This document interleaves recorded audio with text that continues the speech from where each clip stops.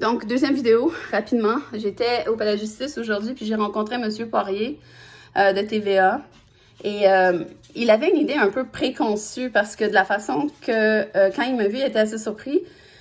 Puis il m'a dit, j'ai lu les dossiers de l'accusation. Donc, pour lui, puis pour bien des gens, puis moi, je vais m'inclure là-dedans parce que avant de vivre ce que je vis maintenant, j'ai toujours pensé que les autorités faisaient un très bon travail de recherche avant d'accuser quelqu'un. C'est faux. J'ai toujours pensé que with great power come great responsibility. Tu sais, j'ai toujours pensé que quand tu es un procureur, il faut que tu regardes les deux côtés de la médaille, que tu rencontres les deux côtés, que tu prennes un témoignage avant même d'accuser. Parce que quand tu t'accuses, la vie de la personne accusée est finie. Tu sais, ça devient un enfer, ça devient des pertes financières, des pertes sur sa santé, des pertes au niveau conjugal. À tout point de vue, c'est de la destruction. Alors, je peux comprendre que M. Poirier se dit, moi, je viens de lire l'accusation, alors voici, apparemment, tu te serais énervé dans une salle d'audience au procès de ta mère qui a l'Alzheimer, blablabla. Bla. Le juge, elle m'a empêché d'avoir accès à un avocat et elle a procédé alors qu'elle me savait sans avocat. J'avais pas de témoin parce que j'étais pas capable. Pour avoir des témoins assignés à comparaître, il faut faire ce qu'on appelle des subpoénas. Et quand t'es pas avocat puis t'as pas fait 5 ans d'université en droit plus le barreau, tu ne sais pas comment faire. Fait que tu demandes de l'aide, mais il n'y a personne qui t'en donne. Puis donne une feuille ou des petites notes que tu trouves ici et là sur Internet, mais ça n'a pas force de loi parce que tu n'es pas compétent dans le domaine juridique. Puis franchement, moi, j'ai étudié en psycho, j'ai fait l'Université d'Ottawa, l'Université de Montréal. Donc, tu sais, j'ai jamais voulu me représenter seule, ça m'a été imposé et je n'arrêtais pas de dire « Arrêtons tout ça, je veux un avocat, ma mère est malade de l'Alzheimer, vous êtes en train d'utiliser la discrimination liée à mon casier judiciaire, à mon dossier criminel à New York, et vous êtes en train d'utiliser la discrimination qui est partout dans les médias, qui ont, pendant 10 ans, tout le monde me traitait de folle, basée sur les seuls mensonges d'une fille qui a menti sur son identité, sur son nom, pendant 10 ans. Hilaria Concombre Baldwin. Alors, écoutez, moi, j'ai dit au juge, j'ai dit, écoutez, arrêtez ce processus-là. J'ai même pas de témoin. J'ai pas d'avocat, j'ai pas de témoin. Elle m'a dit, taisez-vous, je vais vous sortir, taisez-vous, je vais vous sortir. Pas parce que je la dérange, mais parce que c'est tout enregistré. Puis que ça me donne le droit de porter la cause en appel.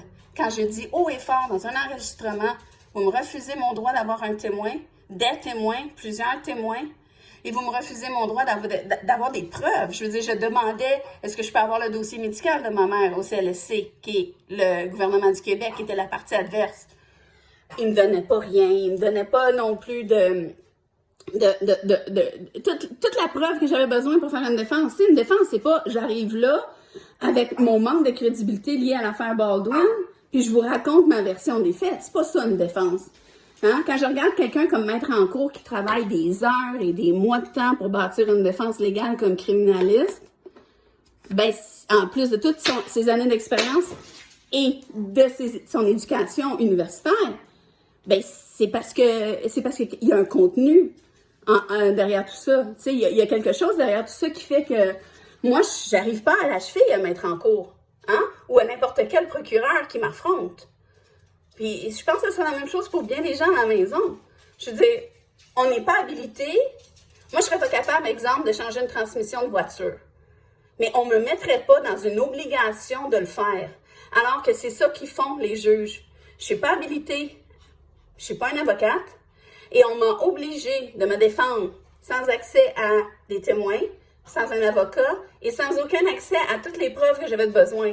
Fait que c'est sûr que j'ai perdu, puis j'ai plus jamais revu ma mère.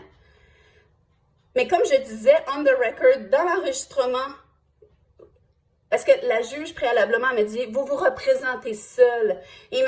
Poirier, vous avez dit ça encore aujourd'hui? La réponse, c'est non. Je ne me représente pas seul. Je demande haut et fort le droit d'être représenté par un avocat et préférablement Maître Jean-Pierre Rancourt. Et ce n'est pas un choix de me représenter seul. Et M. Poirier, vous avez dit, c'est très chaotique quand quelqu'un se représente seul.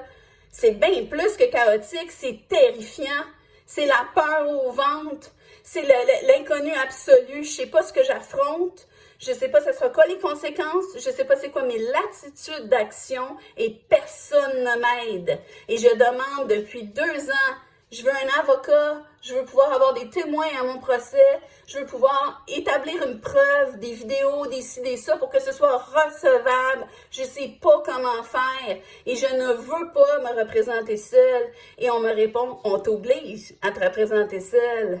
Tant pis pour toi si tu n'as pas d'argent. Moi, ma maison, là, mon fonds de pension, ça a tout passé à New York, là. J'en ai plus d'argent. Tout le monde le sait, là. C'est pas que je me qualifie pas à l'aide juridique, comme M. Poirier a dit. C'était sa conception. J'ai essayé de la corriger quand on s'est parlé. Peut-être qu'il n'a pas compris. OK? Je suis sous le seuil de pauvreté. Actuellement, je suis en dessous de l'aide sociale. OK? Et donc, c'est pas vrai que j'ai plus de revenus qui fait que je me qualifie pas à l'aide juridique. Le DPCP qui voulait gagner, me sachant appauvri par New York, ont inscrit les charges et les accusations des constables spéciaux, OK, d'une façon où je tombe dans les failles. Il y a quelques failles à l'aide juridique où certaines accusations, c'est ce qu'on m'a dit. Est-ce vrai? Moi, je vous raconte ce que j'ai vécu. On m'a dit, il y a certaines failles qui fait que telle accusation n'est pas couverte par l'aide juridique. Ben voyons donc, il y a jusqu'à 2 ans de prison si tu es coupable. Comment tu fais pour te défendre quand tu connais même pas le protocole, la démarche, quoi demander, quoi inscrire, quoi faire? Je demande à chaque juge, comme le juge Pierre Belzile aujourd'hui, le juge Labrie les 2 dernières fois, Marco Labrie, donnez-moi de l'aide. Vous êtes obligé par la loi de vulgariser le processus légal alors que vous m'obligez à me défendre sans avocat. Ils me disent non, arrange-toi toute seule parce que je suis sûre de perdre. Fait que j'ai appelé au barreau du Québec, je leur ai envoyé plein de courriels, ils m'ont bloqué. Parce que je suis la stalker d'Alec Baldwin, je suis une vraie folle, je suis une fatigante, tu sais. Mais je suis une désespérée qui n'a pas d'argent pour des avocats, puis qui se fait niaiser par des juges qui ne donnent pas accès à des outils de défense. J'ai pas rejoint Maître Rancourt, mais j'ai en envoyé en tabarnouche des courriels, il va vous le dire. Puis j'ai espoir que Maître Rancourt va me défendre parce que j'ai un contrat avec lui, signé à l'époque de New York, où il était mon avocat canadien pro bono. Et ce que ça veut dire, c'est que dans ce contrat-là, il est établi qu'il me défendrait sur tout ce qui était conséquences légales de l'affaire Baldwin. Donc, ce serait vraiment... on pourrait prétendre aujourd'hui que ce que je vis n'est pas une conséquence légale de l'affaire Baldwin, mais ça serait de se leurrer. La seule chose qui permet toutes les problématiques et la discrimination que je vis de façon journalière, incluant le fait d'avoir un procès pour ma mère qui a l'Alzheimer, dont j'étais mandataire légal, et que j'étais sur l'acte notarié, le mandat en cas d'inaptitude, hein? Et qu'on a utilisé l'affaire Baldwin et mon dossier criminel pour me sortir du dossier. Pourquoi vous allez me dire qu'on a fait ça? C'est juste une question d'argent. Ma mère avec l'Alzheimer en maintien à domicile, elle coûtait, à ce moment-ci, là, en maintien à domicile 24 heures sur 24, elle coûtait plus de 200 000 $ par année au gouvernement du Québec. Quand on a enfermé ma mère contre son gré et qu'on a pris le contrôle de ses finances avec le curateur public en défaisant tout ce qui était mandat d'inaptitude fait chez un notaire avant un diagnostic, ce qui est tout à fait, là, c'est grave là, que les juges ont défait ça. Ils se sont donné le droit de piger jusqu'à 40, 50, 60 000 $ par année dans les comptes de ma mère pour la faire manger au CHSLD de la cochonnerie à 1 piastre par jour en pandémie. Puis depuis ce temps-là, ils se sont débarrassés de la fille qui faisait des vidéos puis des photos, qui était capable de montrer la négligence, les couches pas changées, les ongles sales, les cheveux sales. Ma mère n'était pas lavée pendant 2 semaines. Des fois, elle sentait mauvais. J'avais tout répertorié, ça s'appelle la maltraitance, mais c'était avant la pandémie. Puis on voulait pas que ça se sache, puis on me percevait comme quelqu'un qui pouvait dénoncer dans les médias. Maintenant, avec la pandémie, vous savez tous ce qui s'est passé dans les CHSLD. Vous savez tous que c'est là que 80% de la mortalité qui s'est produite dans la pandémie était liée parce qu'il n'y avait pas assez de soins, pas de soins qualifiés, qu'il n'y avait pas d'hygiène, qu'il n'y avait pas de repas, que c'était des conditions déshumanisantes. Je le décriais au procès de ma mère, puis on voulait la sortir de sa maison. On a vendu, je crois, parce que on utilise encore l'affaire Baldwin pour m'empêcher d'avoir accès aux états financiers alors que c'est moi qui est encore l'héritière de ma mère. Donc, ils dépensent l'argent de ma mère, ils ont vendu les maisons, un terrain au lac Brome, sa voiture, ils ont vendu les meubles, des collections de tableaux comme des Riopelle, des Marquerel Fortin, je sais pas c'est où. Mes affaires personnelles étaient là-dedans, je leur envoie des courriels, je leur dis, je peux savoir mes skis, mon sac de golf, mes vêtements, je peux savoir mes effets personnels, parce que j'habitais chez ma mère, j'étais son aidante naturelle. On me répond pas. On me répond pas. Alors qu'on est obligé par la loi de me donner des états financiers, on ne me donne rien. Pourquoi? Parce qu'ils savent que j'ai pas d'avocat pour me défendre. Puis si t'as pas d'avocat pour te défendre, c'est quel papier qu'il faut remplir pour pouvoir avoir la bonne requête, pour pouvoir avoir le droit de recevoir les états financiers de ta mère, qui, elle, ne peut plus se défendre parce qu'elle a l'Alzheimer.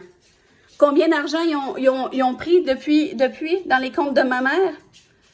Des dizaines et des dizaines de milliers de dollars. Ils sont en train de détruire mon héritage, mais notre patrimoine familial.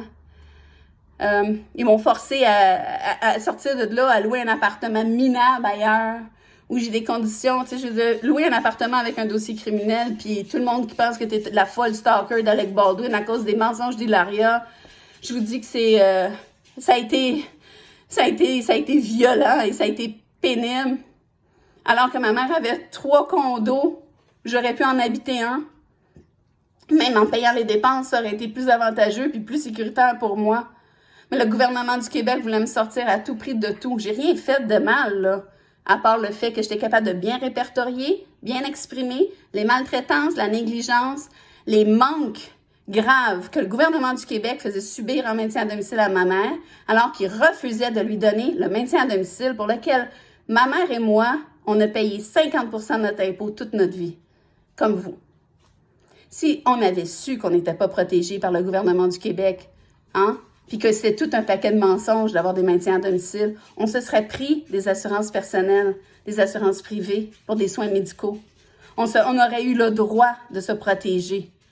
Mais le gouvernement du Québec nous prétend qu'il y a des maintiens à domicile, comme ils prétendent qu'il y avait des soins dans les CHSLD. C'est ni un ni l'autre. C'est des gens qui ne sont plus capables, les gens qui ont l'Alzheimer, le Parkinson, des démences, des handicaps intellectuels, on les chip, il y en avait. En 2017, il y avait 33 000 Québécois enfermés sous le curateur public partout dans le Québec, dans des CHSLD. Croyez-vous que ces gens-là veulent être là puis manger pour 1 pièce par jour de la cochonnerie puis se faire laver 1 fois par mois? Pensez-vous vraiment que les gens veulent ça? Ma mère avait des moyens financiers, elle avait plus d'1 million de dollars d'actifs. J'ai fait des visites au groupe Maurice. À plusieurs reprises, on avait trouvé des alternatives quand l'éventualité se présenterait d'un hébergement. On était prêtes, on était structurées, on était intelligentes. Mais je respectais les volontés notariées de ma mère. Et on me dit, garde, moi j'étais capable de garder ma mère, j'ai gardé ma mère. Je me suis battue contre le CLSC pour des maintiens à domicile pendant 4 ans. Après New York. Fait que, tu sais, ils trouvaient que la stalker d'Alec Baldwin, elle leur coûtait pas mal cher en soins à domicile. Hein? Puis tout était répertorié, puis en courriel, puis photographié. Alors, ça les écœurait, puis ça les menaçait. Parce que c'est facile quand on est un petit peu mélangé, puis, tu sais, qu'on n'est pas capable de se battre pour nos droits, de se faire avoir par une machine gouvernementale si rodée. Je dis pas que ça arrive juste à moi, là, c'est systématique. Vous avez l'Alzheimer, le neurologue de ma mère, qui est Dr Nasraddine, à la clinique ici à Brossard, qui est un grand neurologue pour l'Alzheimer. Quand ma mère a été diagnostiquée, il m'a dit que 95% des patients sont placés dans les 3 mois qui suivent le diagnostic d'Alzheimer, parce que le CLSC s'arrange pour épuiser les aidants naturels, ne pas les rémunérer, leur faire quitter leur emploi, leur mettre des conditions de vie épouvantables. Puis, tu sais, de l'Alzheimer, c'est pas juste la maladie, c'est physique, mais c'est aussi la psychiatrie. Donc, c'est des conditions très dures. C'est beaucoup de distorsions, ça demande énormément d'amour. Mais moi, je l'aimais ma mère, puis j'étais bien de l'aider là-dedans. Puis honnêtement, là, On m'interdit de la voir maintenant parce qu'on veut juste pas que Ma mère, les personnes qui travaillent à la maison, je vous donne un exemple, ont brisé les dentiers de ma mère. N'importe qui sait que si un employé brise quelque chose, c'est la compagnie qui doit payer. Alors, la compagnie, c'était le gouvernement du Québec, le CLSC. Alors, j'ai dit, voici, tu sais, comme, puis on avait la préposée aux bénéficiaires qui a brisé les dents. Elle a dit, oui, j'ai brisé les dents, je les ai échappées, je m'excuse, tu sais. C'était pas de sa faute, ça fait partie du cadre de son travail. Fait que moi, j'ai appelé le CLSC, j'ai dit, ça va prendre des nouveaux dentiers, là. Ma mère n'a pas 15 000 ou 10 000 pour se faire des nouveaux dentiers que vos employés ont brisés. Fait que, tu sais, comme, puis tu sais, je suis jamais arrogante, je suis juste ferme. Puis dans le meilleur intérêt d'une personne qui peut pas se défendre parce qu'elle a l'Alzheimer. Fait que j'ai dit, il va falloir qu'on s'assoie puis qu'on regarde comme un plan d'action pour refaire des dents à ma mère. Ils ont interné ma mère, ils l'ont en fait arrêtée par la police. C'était un traumatisme énorme. Pour la détenir de force en évaluation psychiatrique à l'hôpital, alors qu'elle venait de faire ses évaluations sur son médecin qui la suivait depuis tout le temps, puis elle n'était pas dangereuse pour elle, pas dangereuse pour personne. Mais là, on réclamait des maintiens à domicile, il y avait des problématiques de dentier. C'est pas parce qu'on voulait, c'est juste parce que ma mère, elle a le droit de manger, puis de bien digérer ce qu'elle mange, puis ça prend des dents dans la bouche pour faire ça, tu sais. Je vous dis que 3 ans après, peut-être un peu plus que 3 ans après l'événement des dentiers, ma mère, au CHSLD, elle mange mou. On lui a jamais refait faire des dentiers. Le CLSC économise l'argent pour lequel il était responsable de changer les dents de ma mère. Et ça altère la digestion et donc la santé de ma mère. Donc, c'est grave, ce qui se passe. Donc, si je veux dire, allez pas croire que je vis une vie facile, là. Je suis pas la seule aidante naturelle, mais je me suis battue. J'ai peut-être eu un peu plus d'obstacles à cause de mon dossier criminel à New York puis de toute la médiatisation qui pouvait être utilisée pour me mettre de côté. Quand M. Poirier dit « Oh, Mme Sabourin, elle n'a pas accès à l'aide juridique parce qu'elle doit faire trop de revenus » ou, tu sais, non. J'étais en bas de l'aide sociale, Yves Poirier. Je te l'ai dit tout à l'heure.